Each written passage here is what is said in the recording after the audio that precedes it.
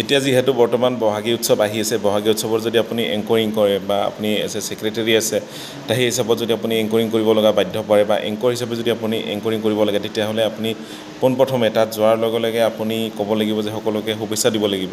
শুভেচ্ছা আপুনি কি শুভেচ্ছা দিম? সমূহ ৰাইজক অসমীয়া নৱবৰ্ষৰ শুভেচ্ছা জনাইছোঁ আৰু লগতে ৰঙালী বিহুৰ ওলগ জনাইছোঁ। তেনেদৰে কৈ আপোনাৰ যি অনুষ্ঠান, সেই অনুষ্ঠানত আপুনি আৰম্ভণি কৰিব লাগিব।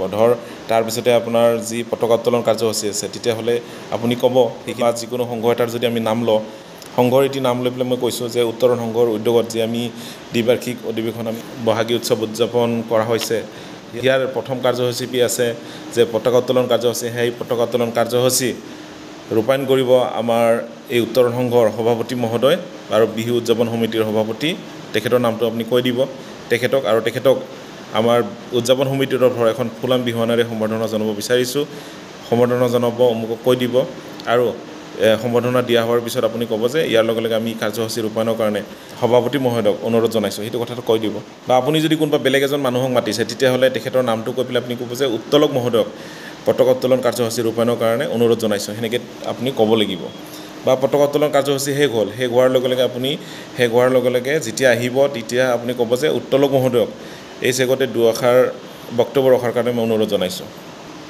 সেইখিনি কৈ পেলাই তেখেতক মাইক্ৰফোন আগবঢ়াই দিব। সেইখিনি তেখেতে যিখিনি ভাষণ আছে, সেই ভাষণখিনি কোৱাৰ পিছত আপোনাক আকৌ মাইক্ৰফোন দিব। তেতিয়াহ'লে আপুনি তেখেতক ধন্যবাদ জনাব যে উত্তোলক মহোদয়ক আমি ধন্যবাদ জ্ঞাপন কৰিছোঁ আৰু আমাৰ পৰৱৰ্তী কাৰ্যসূচী হৈছে অমুক, যি কাৰ্যসূচী আছে সেই কাৰ্যসূচীৰ কথাটো আপুনি কৈ দিলে হৈ গ'ল।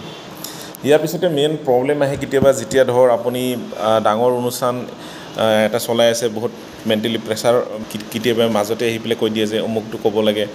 গতিকে সেইখিনি আপুনি প্ৰেছাৰ ল'ব নালাগে, খুব সুন্দৰকৈ আপুনি কৈ দিব। আৰু তাৰ মাজতে যদি আপুনি যি প্ৰগ্ৰাম, সেই প্ৰগ্ৰামৰ উৎসৱ উদযাপন সমিতিত যিহেতু মুকলি বিহু প্ৰতিযোগিতা থাকে, সেই মুকলি বিহু প্ৰতিযোগিতাৰ যদি আপুনি ঘোষক হিচাপে আছে, তেতিয়াহ'লে সেই মুকলি বিহু প্ৰতিযোগিতাৰ পোনপ্ৰথমে আপুনি সকলোকে যিহেতু শুভেচ্ছা দিলে, ঠিক তেনেদৰে তাতো আপুনি শুভেচ্ছা দি পেলাই যে আমাৰ এইবাৰৰ কাৰ্যসূচী আছে যে মুকলি বিহু প্ৰতিযোগিতা। আৰু মুকলি বিহু প্ৰতিযোগিতা যিহেতু সকলো মানুহে চাবৰ কাৰণে ৰৈ থাকে, উৎকণ্ঠাৰে ৰৈ আছে, গোটেই দৰ্শকবিলাকক আপুনি তেখেতসকলক শুভেচ্ছা দি পেলাই অনুষ্ঠানটি আপুনি আৰম্ভ কৰিব। গতিকে তেখেতসকলক গোটেইখিনি কোৱা হোৱাৰ পিছত যে এইবাৰ আমি আৰম্ভ কৰিবলৈ লৈছোঁ মুকলি বিহু প্ৰতিযোগিতা, আৰু মুকলি বিহু প্ৰতিযোগিতাখন উদ্বোধন কৰিবৰ কাৰণে আমি উদযাপন সমিতিয়ে নিমন্ত্ৰণ কৰি আনিছোঁ। আৰু আমাৰ নিমন্ত্ৰণ ৰক্ষা কৰি তেখেতে আমাৰ মাজত উপস্থিত হৈছেহি আৰু তেখেতক এই কাৰ্যসূচীটো ৰূপায়ণ কৰাৰ কাৰণে আমি অনুৰোধ জনাইছোঁ।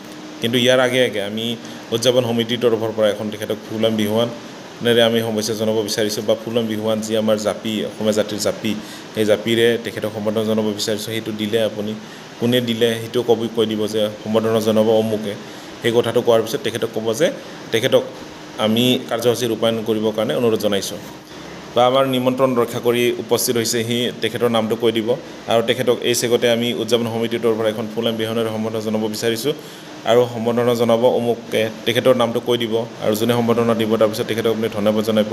ধন্যবাদ জনোৱাৰ পিছত আপুনি লগালগ ক'ব যে এই চেগতে তেখেতক দুআষাৰ বক্তব্য, বা তেখেতক আমাৰ উদ্বোধক মহোদয়ক দুআষাৰ বক্তব্য ৰখাৰ কাৰণে অনুৰোধ জনাইছোঁ। তাৰপিছত তেখেতে খুব ধুনীয়াকৈ তেখেতৰ যি বক্তব্য আছে সেই বক্তব্য ৰাখিব। তাৰপিছত আপুনি সেই কথাটো ক'ব যে আমি মহোদয়ক আমি ধন্যবাদ জ্ঞাপন কৰিছোঁ। আৰু লগে লগে যিহেতু আপোনালোকৰ যদি প্ৰতিযোগিতা থাকে, ইয়াৰ লগে লগে বিচাৰক আহিব, আৰু ইয়াৰ লগে লগে আপুনি মাতি দিব যে যিসকল আমাৰ বিচাৰক মহোদয় আছে, বিচাৰক মহোদয়সকলকো আমাৰ মাজত আহিবৰ কাৰণে অনুৰোধ জনাইছোঁ। তেওঁলোকৰ মই নামসমূহ পঢ়ি দিছোঁ, তেওঁলোকক আমি আহিবৰ কাৰণে অনুৰোধ জনাইছোঁ।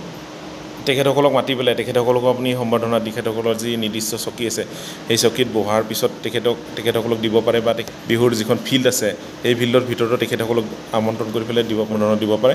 আৰু ইয়াৰ লগে লগে তেখেতসকলক নিজৰ আসনত বহিবৰ কাৰণে আপুনি অনুৰোধ জনাব। তেখেতসকলে নিজৰ আসনত বহিব, বা বহাৰ পিছত তেওঁলোকক যদি ৰেডি হৈ থাকে, তেতিয়াহ'লে যি মুকলি বিহু প্ৰতিযোগিতা আছে, তেখেতসকলৰ মুকলি বিহু প্ৰতিযোগিতাৰ প্ৰথম প্ৰতিযোগী এনেকৈ ধৰণে আপুনি মাতিব। আৰু এইবাৰ মুকলি বিহু প্ৰতিযোগিতাৰ প্ৰথম প্ৰতিযোগী দল তেখেতসকলৰ নামটো খুব ধুনীয়াকৈ উচ্চাৰণ কৰিব, কাৰণ উচ্চাৰণত কেতিয়াবা ভুল হৈ যায়। তেখেতসকলৰ নামটো পঢ়ি পেলাই আপুনি ক'ব যে অমুক দলটিক তেখেতসকলৰ বিহু নৃত্য প্ৰদৰ্শন কৰিবৰ কাৰণে অনুৰোধ জনাইছোঁ। নাচা হৈ গ'ল, তেখেতসকলক ধন্যবাদ জ্ঞাপন কৰিব। তেখেতসকলক ধন্যবাদ জ্ঞাপন কৰিছোঁ, তেখেতসকলৰ উত্তৰোত্তৰ কামনা কৰিছোঁ, তেখেতসকলৰ ভৱিষ্যত উজ্জ্বল কামনা কৰিছোঁ, এনেকৈ ধৰণে আপুনি কয় নেক্সট আকৌ যিটি দল আছে সেই দলটিক, আৰু এইবাৰ পৰৱৰ্তী দল হৈছে তেখেতসকলৰ দলটিক কৈ দিব যে পৰৱৰ্তী দল হৈছে অমুক, তেখেতসকলক বিহু নৃত্য প্ৰদৰ্শন কৰিবৰ কাৰণে অনুৰোধ জনাইছোঁ, আৰু পৰৱৰ্তী সাজু হৈ থাকিবৰ কাৰণে অনুৰোধ জনাইছোঁ। এইখিনি কথা আপুনি ক'ব।